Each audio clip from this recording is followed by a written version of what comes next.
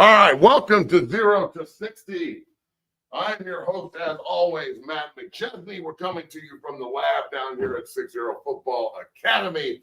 0 to 60 is brought to you by our good friends at Bet Online on the Bleed Network. Bet Online is where you get all your wagering news and notes, all of your stats to make good competitive bets, so you're not just throwing money down the shit tube like all the Laker fans that are going to bet on the Lakers. That's throwing your money away. Whether you're going with Major League Baseball, the Masters was just last weekend, golf, you're going into the playoffs for the Avs and the NHL, or the Nuggets on their repeat tour and the NBA. Whatever you're doing, make sure you gamble responsibly, but use our good friends at Bet Online where the game starts. Use the promo code BLEAV, that's BLEAV, and they will get you a 50% retention bonus here on your first deposit. You put in $100, they'll match you $50, and you're rolling. Now, today's a special episode. My man Big Tank is in the house, a 50-game starter up at the University of Colorado back in the day. Grad transferred to Oregon State to play for Coach Pork-Chop Caliban up there in Corvallis for his last season. We got a lot to talk about today with Big Christian Lincoln. Brother, how the fuck are you today? Great to have you on the show. We just got done with the grind in here this morning. How you doing, bro? I'm doing great. You know, I love working out here. It's fucking world changer, honestly. Caveman. Let's start with that. Like, not to interrupt, but we just got done grinding. I'm sweating like a pig. That's the way we operate. You've been at CU. You've had 4 different offensive line coaches in your time there. Okay, multiple head coaches. You've been through ups and downs. You got to play for Coach Prime. You're going back to Corvallis next year to play with Coach Devan again, a guy that coached you here and is a great friend of mine who, you know, we played together and trained together back in the day, and I don't know if you could play for a better coach. But you came in here and we had a goal. Like, we had goal lists on things we wanted to improve on. And there's a bunch of guys that have been in here in the past. You see all the jerseys on the wall, and yours is about to go up. Talk about your time at 6-0 a little bit, bro, what it's meant to you, and just how it, in my opinion, it kind of separates. You know, everybody, we're all equal, but we're not the same. And this place kind of separates the quality part of this and takes you into that same realm. Yeah, absolutely. So, like, when I first came in, it was right after season. It was like mid to late December. I was coming off of a rough season, had some injuries I had to battle through. Came in, sat down with you. We talked about goals for the portal, goals for the team, goals for coaching, goals for the future. So we sat down, we ironed all that out. Biggest thing was I knew I needed to get my weight and strength up. I was sitting at probably a dirty 305 when I got to you. Did you say a dirty 305? Yeah, it's a dirty 305. A dirty 305. Because, like, let's be honest, I was a little sloppy after season. Yeah, and look, it looked like you were stiff and hurting a little bit, and that was the biggest part, is getting healthy and then mentally right so you could attack. And then the plan of action, like, we're going to cut some weight and we're going to add. Talk about, like, how much weight we cut, how much you added. I mean, judging by the first day you came in here to when you're about to leave in like 2 weeks, it looks like a different human being to me. I feel like you're rejuvenated as a player. You've got that back, the zeal. You're ready to go play your last season and get ready for the NFL. Yeah, absolutely. So, like, the first couple of weeks, we were real adamant about getting that weight down because I was hurt. So we weren't working out the hardest. We were getting the evals in. We kind of knew what we were doing. But I came in at 305, probably dropped down to about 290, 295. And then after that, I just started putting on weight, eating. I mean, I was eating right just during season. You can eat like you have 2 assholes. Well, yeah. I mean, it's during season. You can eat whatever the fuck you want, right? Yep. You need to get 10,000 plus, like, pretty much a day. Every day. So it's eating whatever you want, as much as you want, because you have to. So after that, we kind of I got on the right mindset of just eating strictly, like, not healthy food, but good food for me, good nutrition. Cut out most of the processed sugars, no more. I haven't done sodas in years, but, like, no more sweet treats, all that stuff. And then slowly but surely, I was putting on 5 pounds every 3 weeks. You know, got there, and then a month later, I was about 315. I think I'm sitting at around 325, 330 right now. So that's the goal weight. Feel good, bro. Yeah. Feel good, look good, play good. That's the way this rolls. And look, what are you, 6'9.5"? Yeah, 6'10". So 6'10", 330, heading to Corvallis, healthy, hungry, you know, humble, ready to go fucking work. Really, the technique part of what we do in here sets this place apart from, you know, everybody that's about to get drafted out of this place. You know, you go through the line, they may not be here all the time, but if it says Dungeon Family on there, on their like resume. You know that's a tough mind son of a bitch is going to go work. Hell yeah. Explain that. Like I think we're good at it, and I'm good at it because I played both ways. I know what the defense is going to do. I know how the offense can stop it, and vice versa. Give me your perspective on really what sets the technique apart here from even your coaching at the college level, like all that shit. Do you remember the SC game with you and Casey and Jake when you guys walked up to me and you were like, "Hey, and Frank, and Frank, and they're killing us on these movements and like we need help." And I started teaching you guys on the field. Fucking McGinnis sprints down. He's like, "You gotta stop!" And I'm like, "Well, go get Rodrigue's fat ass and tell him to coach." Yeah.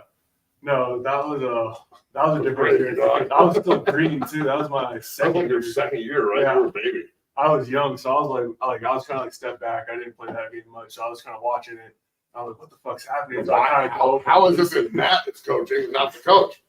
That's a whole different story. I don't even want to get into that coaching. We'll have cross for later. Yeah, no, that's fine. But the coaching that's done here, like I can tell you, every offensive line I've met, every offensive line I've played with, they're best friends with the defensive line that they're across from every fucking day at practice. Because if you know their moves, you know what they're thinking. It's back and forth. So like my best friend from sophomore and junior year was Devin Grant at the end. Right. Yep. So we repped every single day against each other. Doesn't matter if I knew his move, he knew mine. He would start something and I would learn on the move. I would throw something new, he would learn it too. So I think that gives a very unique view because here is just O-line, D-line. And that's all you have the kids in here, right? Your linebackers around. I mean, we've got a bunch of skill players, but basically, like, look, we're trench first. Absolutely. That's what I played both ways. But with the quarterbacks and the skill players, it's more the mental part. Like I can help the quarterbacks, they can come in and do their work, but I want them on the board. So when we are in a situation where they've got to go talk to a coach, the first thing that you're being evaluated on, or me, is your size and athletic ability, and then can you do the job, or are you a nasty bastard? And then after that, we'll figure out how to get you right on the mental part of things. The first thing I look for with quarterbacks is, number one, on tape, can you play? Yeah. All right, can you actually throw the ball? Then number two, are you smart? Like Cole Crew 2 years ago won a state title with Broomfield, and didn't have any offers and like was really stressing out. And I told him, I was like, just keep your nose to the grindstone. Everything's going to work out. Let me do my job. And then all of a sudden, Sanford and CU offered him, and then West Compton offered him, and Tulane offers him. And it's because he went up to CU with Coach Sanford, the intern year, and blew him away on the board. I was just up there killing it. And Cole, like, is a perfect example. Joe Capper was at Mines, great example of guys that put the mental at the precipice instead of just relying on their arm strength and ability in high school. And like as a quarterback, you need to know everything. It's got to be a chess game all the time. So when they walk into a situation, and you're in the film room all the time with us, and I'm like, okay, the coach wants you to get up there and go 11 3-by-1 tight end ISO left alpha 3-by-1, and that closed bunch is going to be a nasty split to the tackle, and we want to run an under front to that. They're going to stack the Sam, but they're going to put a corner over here, and they're going to walk the will out because they're in a base formation. So that means they're in a zone concept coverage with a fence look, which is kind of a contradictory statement because usually that's cover 0 or cover 1 and a man coverage or a blitz look. They'll go single high, maybe rotate the safety up. How do we adjust this? Where's the mic? What 60 protection look like? How do we run gator? How do we run power? All of this shit, especially today with the RPO game and everything happening at line scrimmage, the quarterback has to be the smartest guy on the fucking field. Absolutely. Because if we're all wrong together, we're all right. We're all right. So if the quarterback has the ability to walk up and dictate everything, and the line can then reiterate and echo, and everybody's on the same page, we're playing fucking fast, and we're going to salt the shit out of you. No, absolutely. So that's really the separator with the skills and the big guys. But I'm glad you see that because it's definitely something that we try and implement in here. The biggest misconception out here in the world, especially with the high school guys, is that we're only doing linemen. Now, I prefer to only do linemen because pencil necks are they're a different breed. Okay, they're just different, and I'm a grinder. I love the trench, so it's just the pencil necks they're different. We'll just put it like that. I think it's white collar versus blue collar. If you really, I mean that's don't get me wrong. There's quarterbacks that get down and dirty. There are. I mean, you played with one last year, so let's get into that. Look, you're obvious. How many games did you start at CU? start, I think it was around 35, 40, and you something played like about 50, right? Yeah. That's a ton of fucking games. That's a ton of run. Like, you're a great buff. You're regardless of where you go as a grad transfer. That's something that the NIL and transfer portal, talking about with Coach JB this morning, that's one thing that I'm really worried about with this generation of player is that lack of community when you're done. Yeah. Like, you put in so much time in Boulder that you're going to have that when you're done. So you'll be able to come home and we'll be on the sideline, and it'll be, when you're done in the NFL or when you're on break, that'll be, hey, Tank's back. But hey, what's up, brother? Welcome back. All the time you put in. But like, if you're one of these guys that has transferred 5-6 times, there's no community anymore for you with your football team. There's no way to go home. There's no home. It's like you're jumping from spot to spot to spot. So how can you have a base? Yeah. How can you have the most important thing about my time at Colorado, Tank, is what happened afterwards. The ability, you see the way I operate up there. No, absolutely. Everybody comes back. I walk straight in. Absolutely. And you can tell the guys who have a good relationship, Dan, me, all these other cats, you guys see us. Yeah. I mean, that's what I'm looking for everybody, because that's what it's really supposed to be about. How do you feel about that before we start talking about toughness and quarterbacks? No, that's the biggest thing for me. That was kind of why I was hesitant about portal before. I don't want to lose that family, because I've done 4 years here. I've done 4 years at CU. I've put my time in. If I had a good season like I wanted to, or a little bit better, I would have probably went to the draft. I would have probably called it gone early. But something in my brain was when we're running out of bowl game, I want to see how far I can go. Let's see where it takes me. Hit the portal. First thought was where am I going to land that's going to be a community? Where am I going to land that's going to work as hard as I want to work, as well as have the family ability to where it's not new guys every semester, every quarter, or whatever their system is. I'm so glad you picked where you picked, though, too. That's what I'm saying. Because that's the epitome of what it is. Absolutely. You already played for the man once. Yep.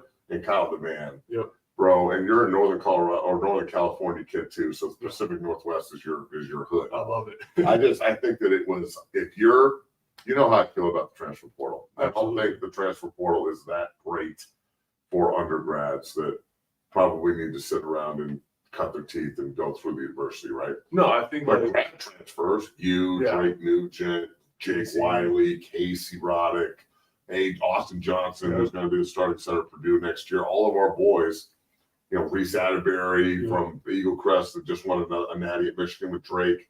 All those cats, right? They're all graduates. Yeah. And then you get to go exploit a year or two and then really get paid and do things right. Absolutely. So, elaborate on that. So, for me, obviously, the portal is about getting somewhere new and getting money, right? It's kind of what it's turned into. It's exactly what it is. It is what it is. I mean, the conversation I had with Savion on the other day, and I'm not going to say it on the show, it's private, but I was when I got done talking to him, I was like, God, damn, dog, that's change right there. And I knew it was doing it. Casey got paid last year. Drake's everybody's getting a little bit of a piece of the pie, but now the pie keeps growing. It's a pie, big pie. Big fucking pie. It is. It's just that lemon meringue is fucking, oh boy. It's just concerning because I see I'm here pretty much every day besides Thursdays and Mondays, and I see these young kids grinding their ass off for offers, and now don't get me wrong, they're going to get some, but they're not going to be where they want it to be because of the portal. It's so hard, dude. That's why I've seen it because I've seen each recruiting class get smaller and smaller and smaller. They were going from 25, 30 guy recruiting classes, all high school kids. Yep. To last year, there were 10 high school kids in some classes. Well, I think my freshman recruiting class was 27 total. A couple came early, so when I got there in summer, it was 23. I think it was Jake, Ray, and Carson Lee that were there early. Yeah, they early enrolled. Lewis. Yeah, early enroll. And everybody I work with in high school, if you are a public school, because the privates won't let you early enroll, they want that check. Yeah. But if you're in a public school and you got your grades right, I want you early enrolled every time because it puts you in school in winter conditioning first. Yep. You learn how to go to class and be consistent. Then you're in spring ball. Then you have the summer. And then you start in August as a freshman, but you're not because all the veterans are he's been here for 7 months. He's one of the guys already. Yep. And the rookies that come in, the freshmen, they're Oh, I didn't know this guy was here. Yep. I thought, but he's part of your class. Oh, well, how'd that happen? Again, in the information age, ignorance is a choice. This is available for everybody. Yeah. It's just a matter of making sure you do it. And that's one of the reasons 6-0 is so successful with things like this, because I actually know that it can work. Yep. So like when I'm on the phone with Oklahoma and they're talking about bringing in Josh Bates, who's now their starting center. Again, stayed there for 3 years, has developed his ass off, and now has 3 to play and will start for Beatenbaugh. It was early enroll, get the fuck out of here and get to Norman as fast as possible and get out of high school. Absolutely. That high school mindset, It's hard. it is bad, dude. Yeah. And it's like we just sitting here with Big Pat. Yep. He's a senior at Brighton, but you can tell that he still thinks like a high school, and he's in high school, so that makes sense. But there's definitely a break there. Like I get on your ass, you're like, cool, I got it. I get on his ass, and it's like, oh my god, someone's on my ass. Yeah, that's really the biggest point than breaking in there. No, yeah, that's kind of like, so I couldn't early enroll. I wasn't in private school, but I just didn't know how to. I was one of we didn't have the tools to do so. No, exactly. I was one of the few kids from my team that actually went to play at D1. Yeah, I think I was actually the only one that played D1. What? So you come from a smaller community in Northern California? Right? Yep. Tell me about your past a little bit. Yeah, so I was born in Vallejo, California, which is kind of like Central California, and then grew up in Vacaville and Davis, which are about 30 minutes across the highway. But they're both smaller, like little greenbelt towns in California. They're not in the mountains. Farmers. Yep. Farmers, agriculture. Yep. Exactly. So I get to high school. It's I think it's a 4A, 5A high school. We're pretty decent, but we haven't gone anywhere for 20, 30 years. Sounds like my what? Yep. Go Cougs! We get there, my freshman class, we grew up together, so we played together for years and years. I knew I was going to go be different because I knew I was going to go play in college. So I went to varsity my freshman year, played varsity, got our shit smacked. We were 4-8, something like that. Sophomore year, they were still on JV. I was on varsity. Everyone left, so it was just pretty much me and a couple other guys, and then the rest were kind of like the fun guys that would come to practice. You know those guys. Nice fun guys. Exactly. They're the teammates that you have to have, but you know they're not going to play. Exactly. So we went 0-11. They keep the party going. Exactly. So we went 0-11 there. 0-11. Oh yeah. Damn. Oh yeah. We were the Fucking powerhouse. well, this is the Not fun talk shit. Then we flipped it one fucking state, bitch. Exactly. Almost. We were damn close. And then my junior year, everyone that I grew up came in. They gave me shit for it because I was on 2 horrible losing teams. Whatever. Junior year, we start the season. We open it up against our biggest rival, who's a private school, Jetswood. Kicked their ass. First time in years, so kicked their ass. Cool. Set a precedent. We go 4-8 that year. We lose in the first round of playoffs. Cool. Same guys coming back. We have one more year experience on us at a higher level. I've been there. I know what's going on. We open the season at 10-1. Damn. Go to playoffs. First time in 32, 33 years that we went to the Delta League playoffs, which was our league. We beat them 37-7. Okay. Go to the next playoff. 11-1 now. Go to the next playoff. They're wing tee. Only team we lost to was a wing tee. We were talking about this morning. It's the word. Goddamn fucking wing tee offense. It's productive. I hate it, but it's productive. I wasn't supposed to play defense. One of our D-line got one of our number one D-line got hurt, so I hopped in at D-end. We moved the other D-end to nose tackle. He was at the 3, I was at the other 5. Right. So no matter what, they were running into one of our better D-lines. Our backers would fill in. Somehow, they would always find a gap in the little fucking hole that they could. Fucking wing tee. They ran it up. They won by 2. Whatever. Isn't it crazy how you remember these fucking details? Like, I can so angry about it still. So pissed. I get so angry about high school and college and pro games. And I'm like, we don't want more fucking things. We want to win. The one that haunts me from college is the USC game last year. Last year, okay. So look, let's talk about this. We're going to your time at the University of Colorado. Okay, you had a great experience there from a cultural standpoint, but you were on some teams that there were some struggles and crazy coaching changes, and then all of a sudden, Coach Prime's your coach. Yep. All right, just take me through that. I mean, I was there for a lot of it in the locker room with you and saw some of it, but you were there every day as a starting tag. You started every game for them. Talk about Coach Prime being your head coach and just wrap it into the USC game and everything there, and then we'll kind of elaborate on that a little bit. Yeah, so, we knew someone was coming from the year before because head coach got fired. Yep. Rick George came in and was like, this is like my last chance. We need to do something. We need to find someone that's going to support. We all knew what was going to happen. We didn't know who it was going to happen with, but we knew something was going to happen. So time comes. It's early December. We didn't make a bowl, obviously. I was celebrating my 21st birthday, actually. And I was up at Estes Park, and I was about to get fucking hammered because I'm right. 21. Yep. Right? Have fun. I'm checking Twitter, and I see all these rumors, Coach Prime this, Coach Prime that. I see you in the question. Not even 2 hours later, I get the call. Coach Prime's your head coach. Yep. Can't get hammered down because I have to get back for an emergency meeting that's the day after. Yep. So I have to get home. So I drive home with my girlfriend. We celebrate at home, whatever. Get in the next morning, gives that famous, infamous speech. The Louis speech. The Louis speech. Everyone knows. Portal jump. I'm bringing my own luggage. It's Louis. Yep. You know how that went. We lost. That's new. What was it? I think it was like 70% of your team. Yeah. 70% of the guys. And look, a lot of guys probably should have left, but specifically losing Jake Wiley, Casey Roddick, and Austin Johnson. Yeah, those three up front. Like I remember talking to Coach OB and being like, whatever we do, you cannot lose these three. Yep. Like you got to keep Tank, and I don't know what you're going to do with the rep and Wells, and then the other three. That's your offensive line. Yep. Period. Because the year before 1-11, I didn't think the O-line was the problem at all. I thought that the quarterback was the fucking problem. Like our quarterback play was poo. Well, I mean, you put Shador and Travis Hunter and like some of the Horn, Dylan Edwards on the 1-11 team. You guys are a bowl team. Because then the defense doesn't have to fucking be on the field all the goddamn time because your quarterback can't hit a side adjustment or doesn't know what he's doing. No, absolutely. You know what I'm saying? Like I can imagine that was super frustrating. I mean, I think it was the most frustrating part when, like, this is the biggest knock. I'm not gonna say names or anything, but leading up to Air Force, we know Air Force. In the rain down there. In the rain, that game was so frustrating. We knew there was rain gonna be all week. Ball drill? No wet ball drill. No wet ball drill one time until I think the hotel the night before. Oh, nice! In the hotel lobby.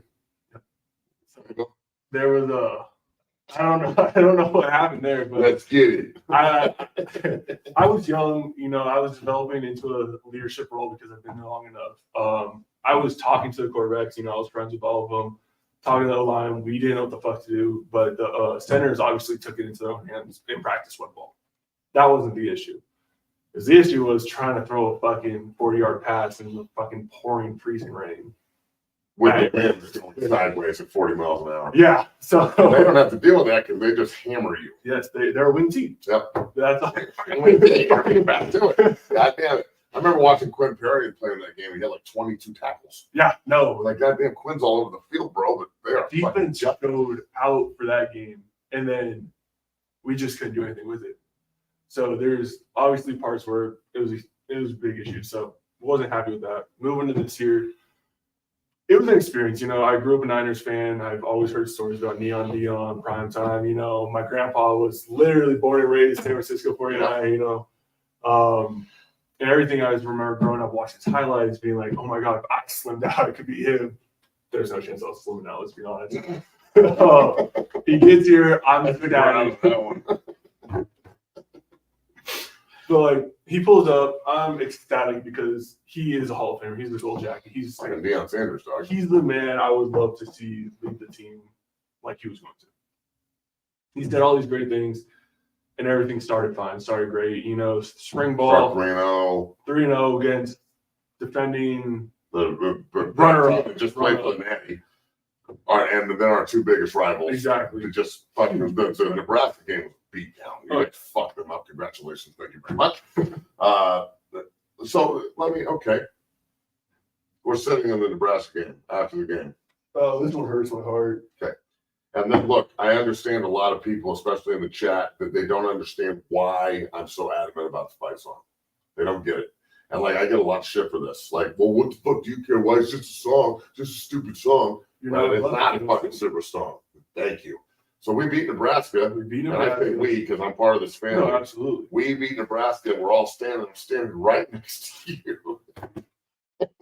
Let's make a song, and you and I are fucking rocking out. We're like, yeah, and everyone else is like, Jackson balls in the they back. don't know the fucking words and shit. I'm like, what the fuck is going on here? Yep.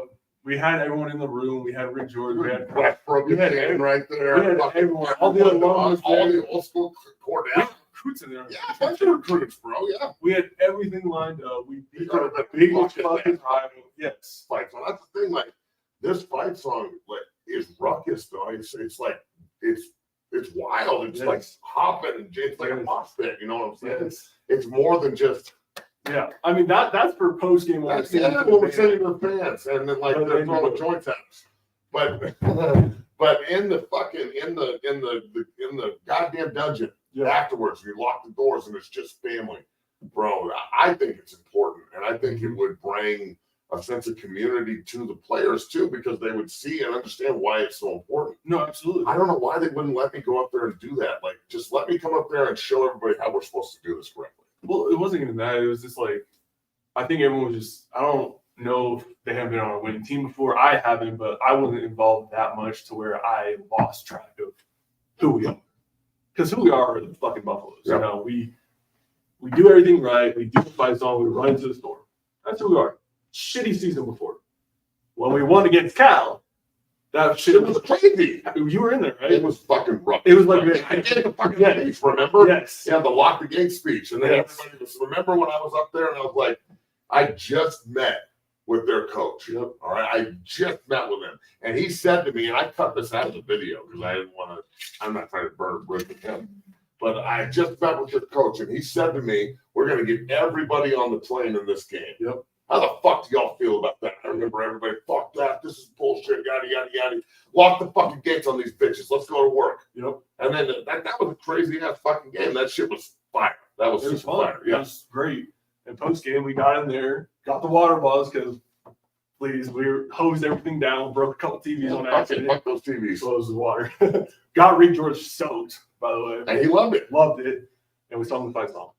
And It's a way to come together. Exactly. That's all it is. So it is. I think they need to, I really think they need to sing it and do it correctly. I think it's more than just a song. So I'm glad you brought that up. Yeah. All right, so let's go to FC then. So we brought this up and we'll reiterate that was a heartbreaker. We've never beaten them before. We're probably not going to play them again, maybe ever, because they're going to the Big Ten. By the way, SC fans, have fun with that shit. Have fun with the fucking Big Ten. Talk about that game a little bit, and then I want to talk to you about Shedeur and just, where you think they're going to go, and then get into Oregon State and some of those questions. I got you. So, SC game, was a... You hear that? Yeah. I think it's a bonus. That's the dude outside. Never mind. Touche. We started the USC game. We know, well, some of us know how important this is because we've never beat them. This is the best chance we have. We have all the weapons. We have Shedeur in the back. We have Travis on both sides. We have a great offense. I would say we had a good offensive line. Yep. We were strong. We were healthy. We had a strong running back room with a star freshman and another sophomore and junior that were killers. They didn't have a book on us yet. No. Like they couldn't really. They didn't know anything. Exactly. It was early in the season. Yeah. We mixed up our game plans 4 different times leading up to it because that was our 4th week, I think. Yeah, it's 3-1. You just lost to Oregon. Yep. So we go in, we're at home. We know what's coming, but we also know how important this is. At least some of us. I get the O-line together. At least some of us. Okay. Well, No, it's okay. We never. Keep going. Well, no one ever addressed it. So, I knew from previous years that we've never beat them. They didn't know that. They were new guys that came in. They're here to play ball. Whatever. And again, ignorance is a choice in the information age. It is. But, I took every game that year because I knew we could win every single one as a opportunity to start a new rivalry. No matter what it was. Don't get me wrong. I definitely had my games where I played like shit. There are some games I shouldn't have played. But pushing through fucking injury and being there for your team. Yeah, that's a whole different story. That one's I'm pissed about the Oregon game because Dude, I love that you hold grudges against yourself. That's how I know you're going to be a good player, though. You don't take shit personal. You don't care what the fans say. I put up 4 or 5 videos last year where I was pretty goddamn hardcore critique. I guarantee you people got mad about it. You didn't. You're just that's it's what it is. It's what it is. We'll fix it. Exactly. That's how I know you have the intestinal fortitude and the fucking stones to go to the NFL and handle hard coaching and be told this is bullshit, this isn't what we want, we're gonna fucking cut you if you don't get it together, and you go, I got you. Exactly. And that's how I know you're gonna be successful. Yeah, I appreciate that. And like, I know we're kind of like bouncing everywhere, but like, How this is, Doug. This is the 0 to 60 podcast. We go from 0 to 60 back down. We idle about 45 back to 60. We're fucking rolling. If you don't like it, that's cool. Absolutely. No, kind of how I look at it, I've always looked at it like this with anything in life. Like, if you hurt yourself enough or push yourself enough, no one else out there can do it to you. So if you build a tough enough skin from yourself, no matter what you say or hear, it's not gonna hurt you. Because I'm gonna be worse to myself than you are. I'm harder on myself than anybody can ever be on me. Exactly. So after Oregon, like, I got death threats, like, in my DMs after that game. For real? Yes. Oh yeah. And so like after that game, Hold on. oh, exactly. And like, it's fine. It's those fans are something else. Like, don't get me wrong, they're something else. But after Was it Colorado fans? it was everybody. It was everybody. So I was getting Death threats from the good I guys? had like 3 or 4 death threats from CU fans. I had a couple. For what? Giving up a sack? I mean, get the fuck out of here, man. Everybody gets beat. That's what I'm saying. But it was like, I don't know. Like, I kind of knew it was bad because I was in the locker room. Like, I was pissed at myself. I was kicking myself. Like, I'm like, I never want to be this fucking low again. I'm never going to let it happen again. If I'm injured, I'm going to be injured and I'm going to take a day off or take a week off, whatever it is. I'm not going to let that ever fucking happen again. Move on from that. You're learning, you're not losing. Exactly. There you go, T. Don't get me wrong. It fucking stung for a Well, long it's time. supposed to sting. That's what competing is. That's Exactly. having pride in yourself as a man and an athlete. It's one thing all the keyboard warriors don't understand. You can tell me I suck all you want. I'm a piece of shit. You're just yelling. You're bad, all this other stuff. But every time something goes bad, there's no one in the world harder on me than me. Exactly. No one. No. And that's how it is. Like, you have to have that mindset because if you don't, you won't survive. And in high school, like, I had a really good offensive line coach. Like, he was my strength coach, so we did a bunch of Olympic lifts and everything like that, but he wasn't a specific O-line coach. So me and him would always go at it. We'd go toe-to-toe because I would see something different than him. But me and him grew a great relationship. He's doing great things right now. He's not coaching anymore, but he was done with the kids. Yeah, that makes sense, bro. It's hard. Exactly. And so whenever I try, I don't visit much because I don't go home much. But whenever I do, we have that same relationship. And like, we'll talk about the season I just played or the game we'll just play. And he's like, I know it fucking sucks, but like, remember when we'd go fucking toe to toe and you knew you were wrong, but you cut yourself before I cut you? I was like, yes. And so he just reassured that like, no matter what someone says, like, I'm just gonna be worse on myself. So as long as I can fix it or get better from it, I'm gonna keep going. Right. Exactly. Yep. All right, so look. We're on 0 to 60 here. Big Tank joining us on his way to Corvallis to finish his college football experience at Oregon State with Wells. You and Van Wells. Van Wells is going to play center, and then Hankerson, running back, is going as well. You're going to play for Coach Porkchop, Kyle Devan up there. Make sure you call him Porkchop. I'm the only guy that calls him Porkchop. I gave him that nickname like 20 years ago. So I'm really happy for you that you found a home, especially with a guy that you know that you played for. How do you feel about the future of the Colorado Buffaloes under Coach Prime? Tell me about Shedeur and playing, with him. I haven't seen a lot of quarterbacks that will go up and get in someone's face and start, almost start a goddamn riot. Like that. Tell me about the whole experience, and don't hold back. Like, whatever you want to say, brother. This is your platform. So I'm gonna start with Shedeur is a quarterback I've never seen before because he will get in your face. And it changed my mentality. Like, I knew I had to protect him. I had to help him out. I started in fall camp, right? Because I was told in spring ball I need to get nastier, I need to get meaner, I need to do something to show my worth. I felt like I was doing that in fall ball. I started a fight or two in fall ball. I saw. Yeah. Made me happy. Yeah. I mean, I didn't throw a punch. Smaller guy just got in his face, started some shit. Everyone else around me started some shit with throwing punches. Whatever. That's fine. That's I like fighting, so we're good. Yeah, exactly. How would you feel about a penalty box? Dude, do it. Like, the Kelsey brothers stole that idea from me. I've been talking about this for years. Like, can you imagine if, like, the left tackle and the defensive end get in a huge fight, and then they have to walk to the 50, take their helmets off, start fighting, and then you get a 2-minute or like a series penalty. Yeah, like, so for a series, you don't have a tackle or defensive end. You're playing 10 on 10. I'm fucking done. It'll never happen. But no, it'll never happen. All right, continue. But all over the place. Yeah. Fall camp goes by. We know where we're at. We have our starting lineup. We know what's going to happen. Do it. And, it's been ingrained for me pretty much from week one because, I really enjoyed Prime. He told us how it was, but there's some things I believe he shouldn't have said. And we'll get to that later. But I think starting the season at TCU, he made it a statement to me and Savion at breakfast. It was only me and Savion down there. It was about 7 or 8. We had a mid-game day, I think. You kicked off like 3. Yeah, so it was like midday. So we knew we kind of had to get in and get her moving. It was me and Savion down there at breakfast, and he comes up to us. He's down there with us, and he comes up to us, and he's like, "I just want to let you know, like, I have a ranch out here with my guns. Don't get my son hurt." And it was lighthearted. Exactly, he's fucking around, but he's not.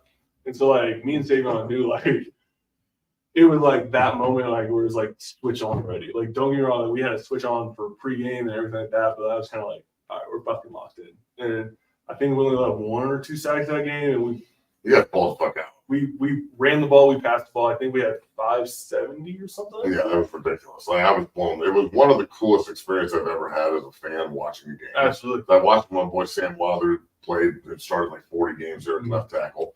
And then Sean Tufts, who was a draft pick by the Panthers, we were all in the same recruiting class.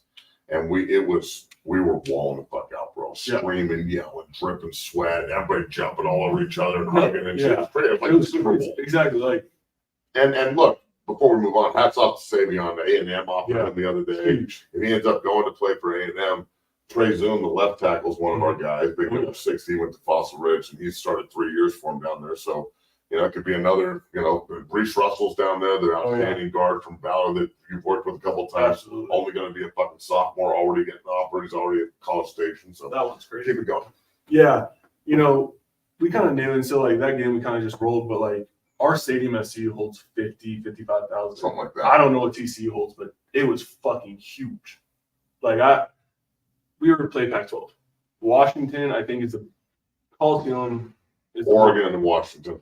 Or the 2 biggest stadiums. The SC's huge, but they don't fill it. Exactly. The Rose Bowl's huge, but they don't fill it. Exactly. We get to TCU, that shit is filled to the brim. Yeah, they get it. Exactly. I don't think there's any space. Also, it was the opening season of Deion Sanders at Power 5. Yeah, and I'm so glad we're moving back to the Big 12. I know you didn't play in the Big 12, but I did. No, the whole time. I can't wait. I was excited when they announced the schedule release and the move. I was really happy for it, and I was whatever. We get there. I wasn't expecting how many people were there. I've never seen the stadium. I don't really do that research. I do the research on film. I don't watch the stadium. Then we play in concrete. It doesn't matter. Exactly. I'm guessing it holds, 60, 70,000? It's bigger than Folsom, something like that. Yeah. So there's significantly more, but it feels so much bigger because it's straight up and down. So when I get there, I kind of look around. I'm taking it all in. I'm I've never played here. As soon as that first offensive drive gets going, I'm fuck the fans. Love them, but fuck them. I'm here for me. I'm here to play ball. Completely forget about it. By the end of the game, the starting offensive line, end of the game, we go in the locker room, end of speech. The starting offensive line comes back out, taunts the fuck out of him. So I have a video of it too. And it's me, Savion, Jack Bailey, BB, I think, was at center, and then Wilty was at other guard. So we came out. Someone was on live stream. I was on Snapchat. And I was like, "What the fuck are horn frogs?" And the student section's still there, getting pissed off. The security guards trying to usher us You're out. in college football. It was nice. I haven't won in years. Truly won in years. Yeah, man. It was I can only imagine how cathartic it was for the players. Oh, for absolutely. the fans and alum, bro. I was in tears. I couldn't go. I was "Oh, this is fucking incredible." Absolutely. After the game, I went to Coach Prime and was I was "Thank you. You've restored a culture of winning and business back." Thank God. And I think moving on through the season, second week we played CSU. No, Nebraska. Third week. Yeah, Nebraska and then CSU. Yeah. So we go to Nebraska. Whip that. Whip their ass. Whip that. We knew that they were a rival. We went into it like they're a rival, and we're no red, no nothing. We made that a rule again. How about the beginning of the game? Did you buy in that they weren't jumping up and down on the logo? Because they went to the logo and started talking shit. That's when Shore threw up the watch. Oh yeah, I heard about it. I wasn't in. You weren't outside, right? No, so I do my pregame. I do my own pregame before the pregame. Yeah, they poked the bear there. Oh yeah, stupid. Oh yeah, and if you look at it, any team that really fucked with us beforehand, they came and got their ass kicked. They got dealt with. Yep. Yeah. And And then when the Titans flipped, it was a different story. Yeah, we got dealt with. Exactly. When we did it in Oregon, they dealt with us. The way it works. Stretch your mouth, right? I mean, look, Just play ball. in 03, we went to Florida State, and every other stadium we've ever been to, Nebraska, Kansas State, Oklahoma, everywhere, we would go to the middle of the field and do the last punt and catch it. Everybody run up, start bouncing, and then run to the locker room. We did that shit at Florida State. We're doing it, and I turn around, the entire fucking team is right there. And then it was like the whole team, like, holy shit, they are not fucking around. They weren't. Darnell Dockett and everybody's up there like, let's fucking go. And I was like, okay, boys, you better get your mind right. This is going to be a long day. They fucked us up, dude. Yeah, it was a interesting season with everything because there is so much media presence too. And like that was something I had to get used to because I was in the locker room changing every game and there's fucking cameras everywhere. And I'm like, leave me alone. A lot of dick gazers. I thought above the way. But and it was just something I had to get used to. And so, you know, I would just try to zone everything out, but it was just something so unique yet so off-putting about it. Because don't get me wrong, like there's a documentary going on, and then there's well-off media who does a great job, but I think they do a little too much of their job. They spend a little too much time in the locker room when they don't need to be. And it just kind of like rides it out where it's like now it's turning into a TV show. Now it's turning into a YouTube channel. Now it's just content. And so like now you see guys just acting for the camera. So it's content rather than, you know, like a football program. Exactly. So like I've never heard it put like that before. Yeah. So I mean that's just kind of how I looked at it because no matter where you're at when I was done by like fall camp. So because that's all spring. So you got the entire fucking season in front of you too, and you're already done with it. How many guys thought like that? There was like there's a lot of guys that are attracted to it, but how many guys are turned off by it in your opinion? So a lot of obviously like when they first came in after the speech and we're getting to winter conditioning, winter workouts, it's cool. They're just filming workouts. They're not in the locker room yet. Spring ball comes around. Now they're in the locker room talking to Shador, Travis, some of the receivers that are friends, you know, whatever. Cool. They stay in their own area. Shador's kind of with the O-line, and, you know, quarterbacks, O-line, receivers, and tight ends and running backs up top. And so, like, it's a cage. So, like, when they're filming Shador, they're only filming Shador. But when he's talking and messing around in the locker room, like, it's locker room. The camera starts panning because everyone starts talking. Right. And you're like, everyone's just talking for the camera. This doesn't need to be like that. Instead of actually having the camaraderie in the locker. That's the thing, is locker rooms are off limits. That's why you get 15 minutes with the media and then they have to leave. And that's my It's supposed to be our like place of solace. That's what I'm saying. Because like when I'm getting ready for a game, I didn't really think about it like this, bro. Yeah. Like I'm glad you're bringing this up. Yeah, so like when I'm getting ready for a game, before pregame, it's like stretch, roll out, get a pump if you want to pump. Right. I'm just getting in there in the right headspace. I have my headphones on. I'm kind of just on my phone playing. I think it was like some scratcher game, right? Yeah. Something to take time. Exactly, take the edge off. I know what I'm doing. I know exactly like what I'm supposed to be doing. I know my exact fucking place I'm going to be running. Camera comes over and they start asking questions to like Shador or a running back, and then they bring a lineman up, and then the whole O line gets involved, and I'm like, that's not why I'm here. I was like, I have a game in 20, 30 minutes that I'm suited up for. Leave me alone. Like, just leave me alone. And like, I understand it's different because some of these guys were at Jackson State and were in college the whole time with it, and they've been there the whole time with him with cameras and everything like that. I haven't. I was no media. Shit, media. It's like rewriting the book on how it's done. Exactly. So it's definitely different. It was fun when it first started, and then it just wore. I think it wore a lot. Do you think it was fun when we were winning, and then when we started? Look, I'm not going to say it was a losing year. I know 4-8's a losing record. No, yeah. But bro, we lost 6 of our 8 games were one-score games. Exactly. Arizona should have been a win. But Oregon State, like I don't know what happened at Oregon State.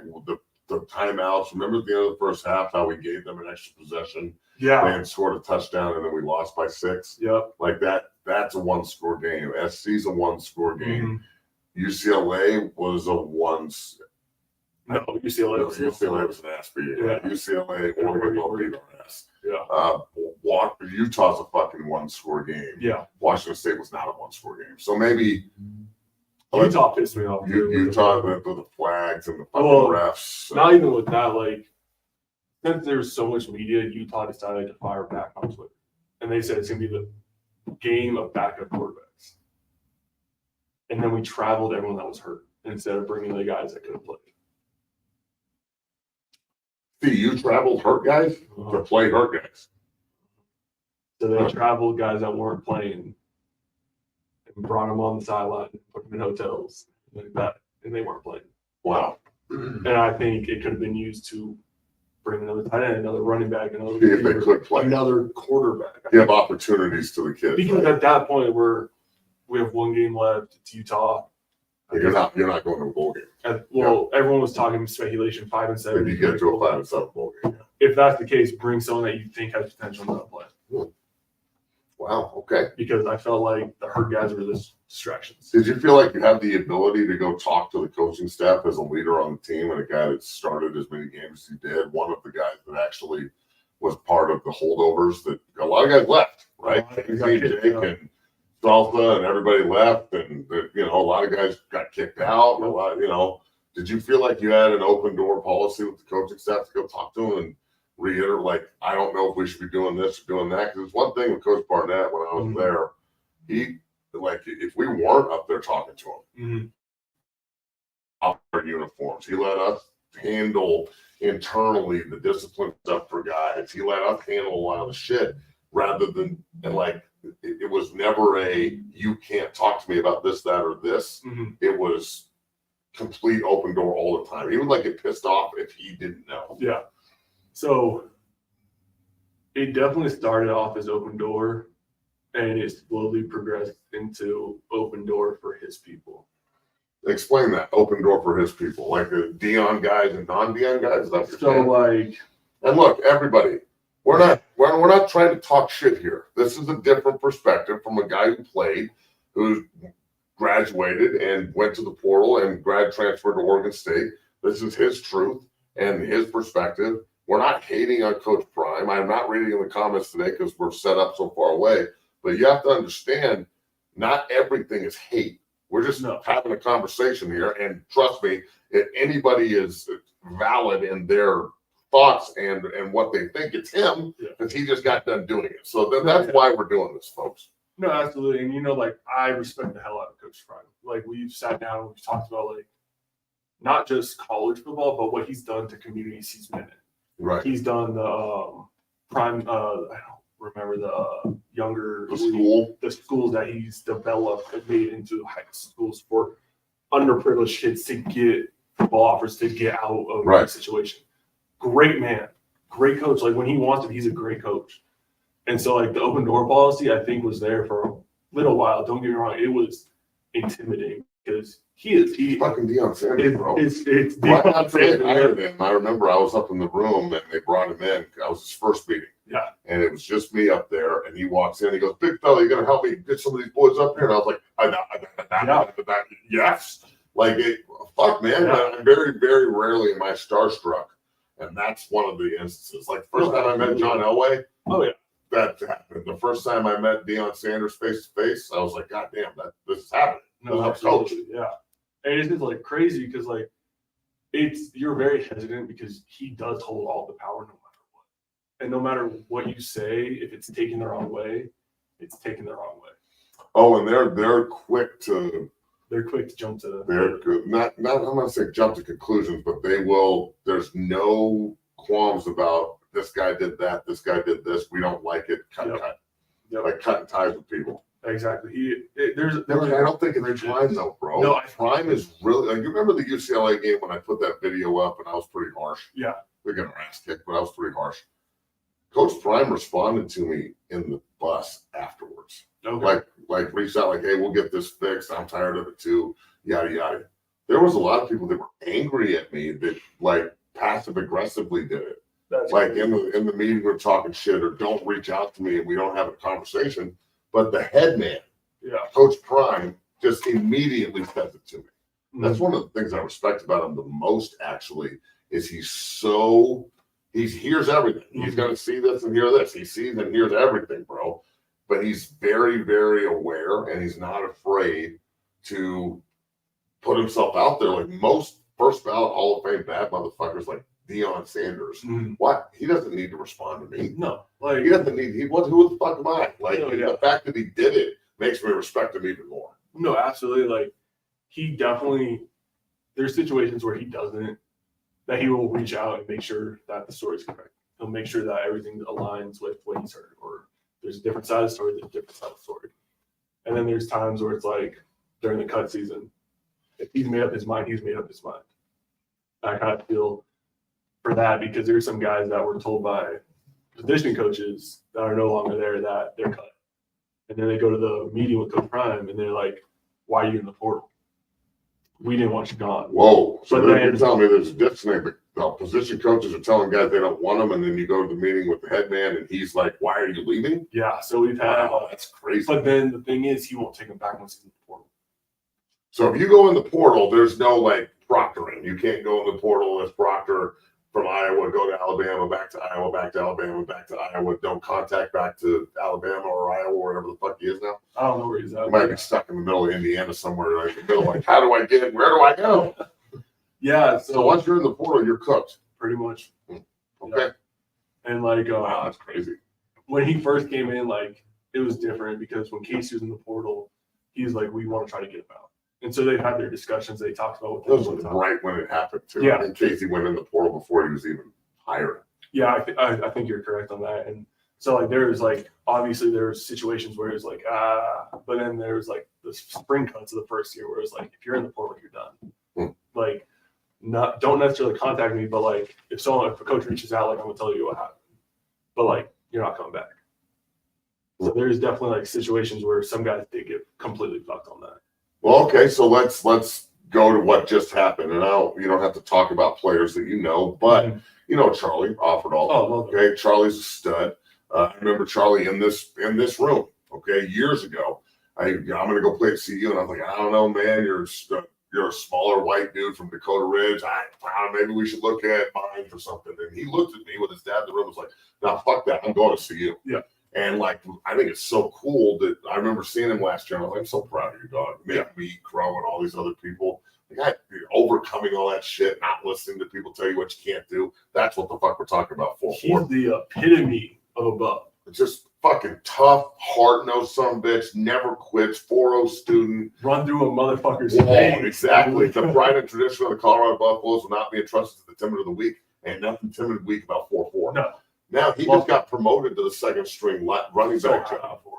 And the kid from Houston, what's his name? The running back? Alston leaves. Alston was just like the fucking the conference USA, is that it?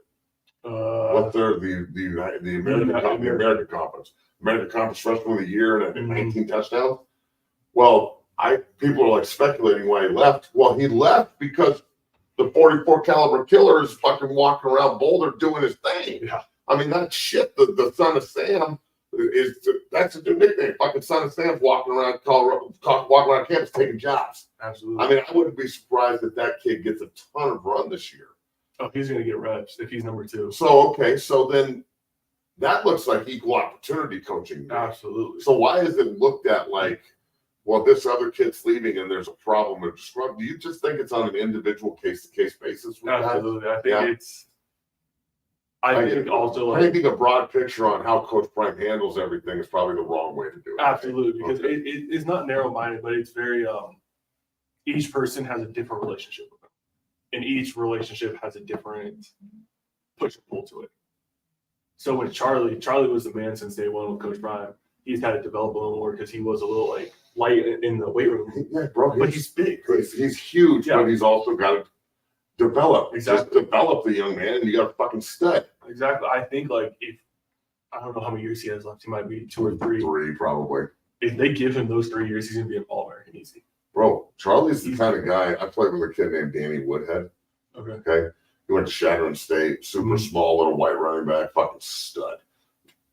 Charlie's bigger than Danny, but he reminds me so much of Wood.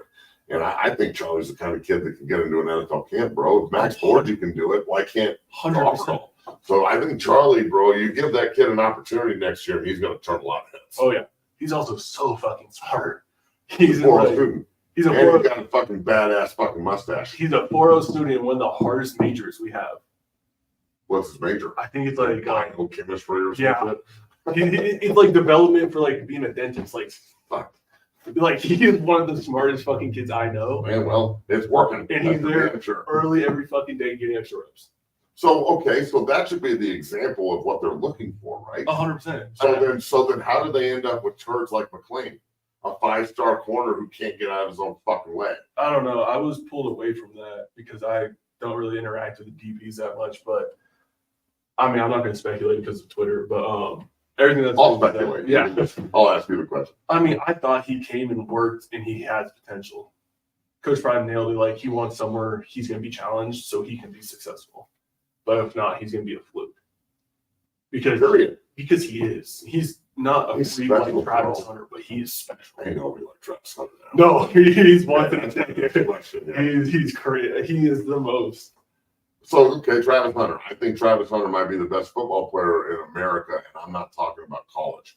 I'm saying next year I could see Hunter being the first overall pick because you're getting an elite receiver and DB. No, absolutely. You're getting 2 players for the price of a player.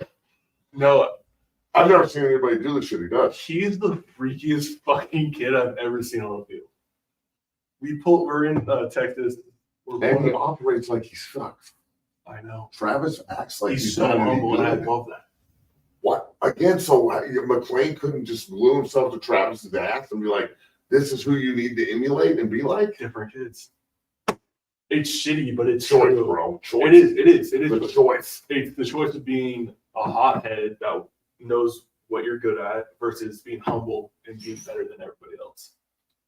Hungry and humble, baby. Exactly. You give me a hungry and humble, and you're going to get a fucking pro. Oh my God. No, we were coming to TCU, and I smelled McDonald's on the bus, right? And I'm like, who the fuck is eating McDonald's? Who's eating fucking hash browns? Right. So I'm like, it must be someone right at the fucking bench. I look over to my right. It's Shador and Travis. Travis fucking Hunter has a fucking hash brown like McGriddle and then a bag of like Sour Patch Kids. You know what he goes and fucking does? The pick that he had in that game is insane. Well, he had like 9 catches, an interception, 5 tackles. Like he was all over the field. The catch he made down the seam where he caught it over old boy. Played, I think, like 115 snaps. Yeah, 115 snaps. 115 snaps. 105 degrees. Eating McDonald's. And look, I played both ways. I practiced both ways, but I never in a game played all the reps at guard and then played all the reps at 3 technique ever. Freaky. So like to watch him do that shit and then at the level he did that, dog. Had announcers saying that is a play that no one has ever made before. Never. I've never seen anybody. I watched it. I've never seen anybody sink on a hook and then jump the flat route and make it one step. And catch the ball. Not knock it down. Catch the ball. And I bet you if it was the league where you're not touched, he gets up and takes it to the house because nobody's there. No one's there. And it's wide fucking open. You have a quarterback. And then he did it again at UCLA. Remember that? He did the same fucking shit pretty much at UCLA. So pretty fucking crazy. Okay, so a couple more questions and we'll get you out of here. How excited are you about Oregon State, man? You're playing in the Pac-2, but you're also playing the Mountain West schools. I hope that those schools elevate so you can elevate North Dakota State, who see you as opponent week 1, and South Dakota State, and North Dakota, and South Dakota, and all these other schools. Elevate them up, and then mines can elevate up, and so on and so forth. I hope that that's the route that they go. Talk about Oregon State here a little bit, and how excited you are to get to Corvallis, and the opportunity to go kind of.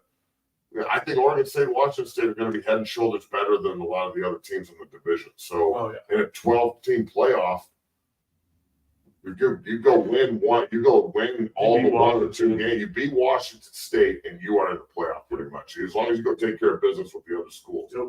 I don't know who Oregon State plays non-conference. I know Washington State. You guys play Oregon. Purdue. So you guys got a nice little fucking. We have some nice little schedule. Yeah, we have a good schedule. Nice. I think we have a week 0 game, so we had 2 buys this year, which is phenomenal. And you play Purdue, huh? You go to Purdue? No, we play Purdue. So Corvallis. And Coach Walters is a great buff, actually. He's Purdue's head coach. Gotcha. I played with him at CU, and he's actually on the show on Tuesday. So head coach from Purdue Boilermakers will be on Tuesday on 0 to 60. Yeah. No, I'm excited because I get to see. We had a tight end go to SDSU, Mikey Harrison. Mhm. He's another great kid that got a Oh, scholarship. how the hell he got away? Just give him a scholarship. I mean, Don't let him leave. He's a baller. Yeah, exactly. And then we're playing Purdue with salsa. Austin Johnson. Can't wait for that. Yeah, I need a picture. Yeah, you're gonna get one. Don't worry. And then I know I have a couple other kids somewhere else, but some of the guys that transferred to some other places I'm pretty sure we're playing. And then I'm pretty sure we play Cal too. So we have a good mix up, That's which pretty I'm awesome, actually. super excited about. But like I chose Corvallis because when the band called, like we had a relationship before because I played with him. But instead of selling me on the program and what is going to happen, he coached me. He was like, I watched your film. There's some things you're going to need to fix. Walked me through it. He's like, it's outside foot, outside leg. Fix it. You're going to be fine. Went over to the run game.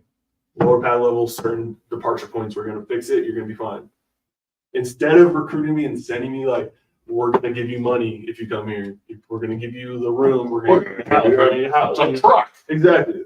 I need one right. I think man needs a truck. He just got hit on fucking interstate. But Pork chop truck. no, like they didn't start with any of that like other schools had, and like multiple schools first started with like, hey, like you're in the portal, we're gonna offer you this for NIL, we're gonna work with you for NIL. That's not what I'm looking for. I don't care for NIL because I know my end goal is the NFL. Your bag is on Sunday, homie. Exactly. Yeah. Like I'm you need enough to live. Exactly. Like, don't get me wrong. And like buy a nice meal. Exactly. Anything they give me, I'll take. great. Yeah. I'm not gonna ask for more. That's the thing. I'm not gonna ask for anything more. I'm gonna do what they ask me to do. And if that comes with money, it comes with money. That's fine. That's what happened with CU. I didn't ask for shit.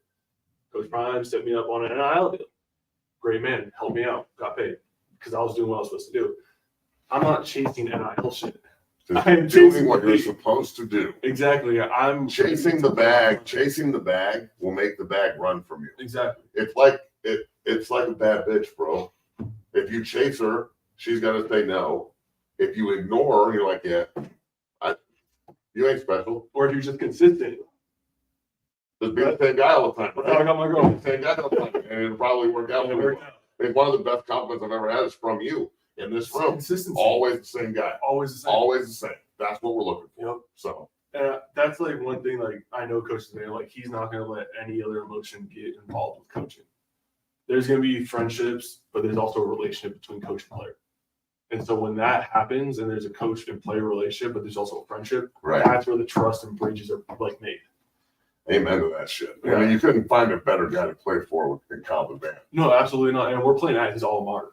That's the thing. He's a Beaver. Exactly. And then the whole coaching staff down there is a Beaver. All Beavers. So I was there on my official visit, and we were in like a meeting room. Coach Bray and Coach DeVan were in separate rooms, and we were talking about offense, obviously. Coach Bray comes in and like busts the door open and jokes with me. And I'm like, they're best friends. Yeah, they've been fucking hanging out together since they were 18. Exactly. Now they're just coaching together. Now they're just coaching together, doing the same shit. Must be so cool to go back to your alma mater and get that opportunity too. I'm so happy. Oh my God. So. It was like I knew everyone was there. I was like, that's what I want. I'm going to ask you something real quick because I know people want to know, and I want you to answer honestly. Why do you think they're so scared in Boulder of me and hiring me to be the offensive line coach? Because I'm not talking about prime. How many? You've been there for a long time. Okay, from Coach Mack, Coach Tuck, Darrell, all of them. Like they want me around. They want me to come talk to the team. They want me to help the guys behind the scenes. Why are they so intimidated by the opportunity that could have been? Because it ain't happening now. Lodhol's a great coach. That's not. I'm not advertising for the job or anything, but it is a question. How many times do you see? Every time I do a show, it's all over social media. Absolutely. People are always like, "You should be the coach." So I'm asking a guy who played there, "What do you think?" I mean, if you were a coach, you would have been fired. You know what I mean? I would have been fired. Exactly. Like that's how it works. The way it works, everybody gets fired. Exactly. But like, what you would have brought was a technique and consistency that like we've had in a few coaches. Out of my who have I had? I've had Cappy that was recruiting, Rod, then Vallejo's for interim line coach, and then Devan, and then Rod, OB.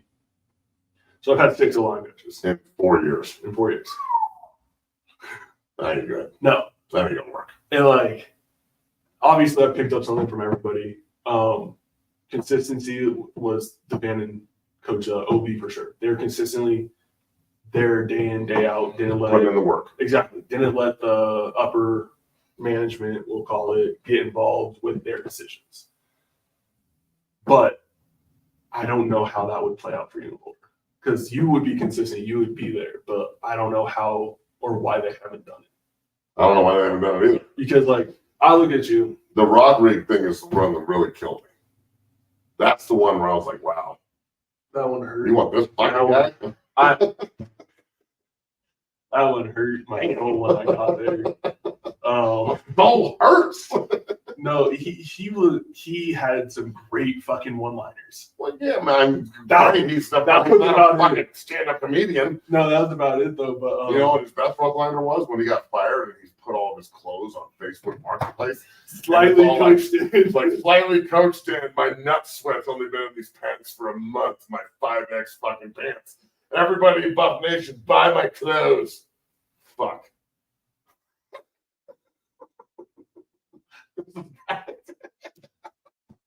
Fucking bad luck. That was fun. So everybody out there, I'm selling my used underwear. I'll put it on fucking social media later. There's only a couple of streets. What? Yeah, that's my There's some freaks out there. Fucking I'll part in a bottle and steal it and send it to you. $150. No. All right, we're putting a fucking wrap on this bitch. All right, look, Tank, thank you so much for coming in and doing the show today. An extra hour on top of your work. You coming tomorrow? I'm up in Oregon. You're up in Oregon. All right, you go enjoy yourself this weekend. Tell Pork Chop I said hello. Brother, I'll see you on Tuesday morning at 5 a.m. ready to rock. Thank you to everybody out there for taking their time today. I'll walk up and I'll bring the computer over here and I'll answer some questions that you may have. And we'll let Tank get the fuck out of here. T, give me some. Yes, sir. You're the man. Appreciate Later, it. homie. All right, folks. Any questions I can answer here moving forward? Now we're on the comments and a bunch of them are in. My bad. All right, so let's see.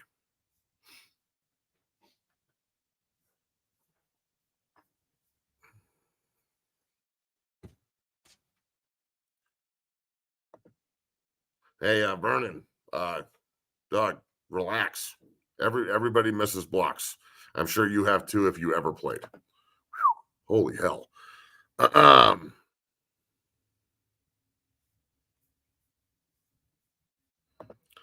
Who the fuck is this guy? Dude, this guy's a fucking piece of shit. Hey, Vernon, dog, I ain't hard to find, you punk motherfucker. Bring your ass down to the gym and let me split that motherfucking head open. Stupid fuck. Get rid of this guy. Ban user and delete comments. Peace. So yeah, it was a great show. We had a lot to talk about. This is a good one. All right. Go Bucks. Michael Jordan ate McDonald's breakfast every game day. LOL. I love McDonald's breakfast. God damn, that shit is good.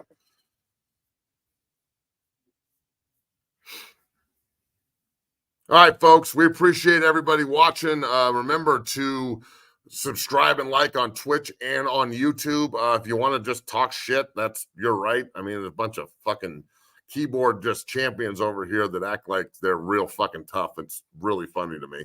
But that's pretty typical. So you guys go Chicago backhand yourself, and I really appreciate you watching. And everybody have yourself a great weekend. We'll be back next week on Monday. And then we'll have Coach Ryan Walters, the head coach from Purdue, on Tuesday, and a bunch of other guests next week coming up. It's going to be a great week of shows. Later, T. Have a good day. Drive safe, homie, and make sure nobody gets you on the way home today. Peace. We really appreciate everybody getting involved. Again, if all you want to do is just talk shit, I mean, that's fine. It's kind of what it is. But that's fine. You guys have yourself a good day, and make sure that all the hate you want to throw my way, you probably hate yourself a whole lot more. So you guys have yourself a great day. Goodbye.